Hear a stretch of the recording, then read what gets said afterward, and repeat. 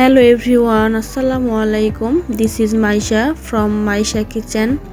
আজকে আমি আপনাদের সাথে শেয়ার করব লাল শাক ভাজি রান্না, আর আমি কি আয়োজন করেছি সেটাই দেখাবো।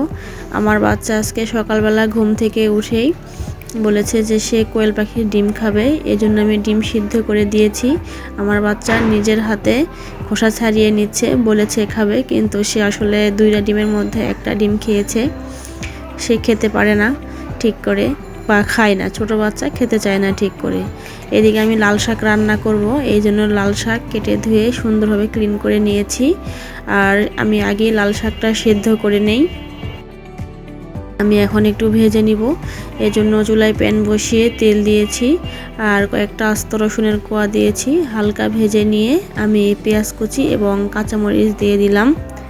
আর আমি এটা একটু নেড়ে চেড়ে নিয়ে এখানে আমি ডালের বাগার দিয়ে দিচ্ছি, মানে বাগারের মশলা। এতে একটা সুন্দর ফ্লেভার আসে আর খেতেও ভালো লাগে।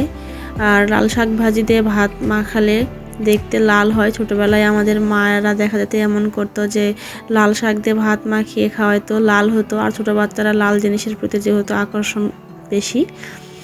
আর আমি একটু সামান্য লবণ দিয়ে দিচ্ছি এখানে, মানে পরিমাণ মতো লবণ দিয়ে একটু ভেজে নিব। আর লাল শাক আমারও পছন্দ, খেতেও ভালো লাগে। এই যে লাল শাক ভাজি ডান।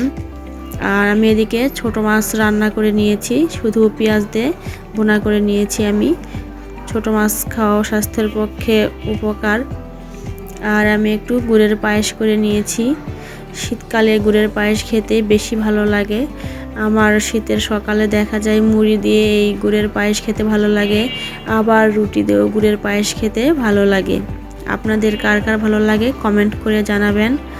আমি রান্না শেষে জিরা ভেজে নিয়েছি, জিরাগুলোকে একটু গুঁড়া করে নিব। আমি যেহেতু রান্না শেষে ভাজা জিরার গুঁড়া দিই, এতে একটা সুন্দর ফ্লেভার আসে।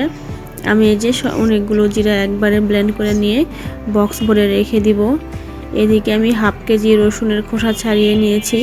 খোসাগুলো ছাড়িয়ে নেওয়ার পরে ভালোভাবে ধুয়ে আমি এগুলোকে ব্লেন্ড করে নিয়ে একটা বক্সে রেখে দিই।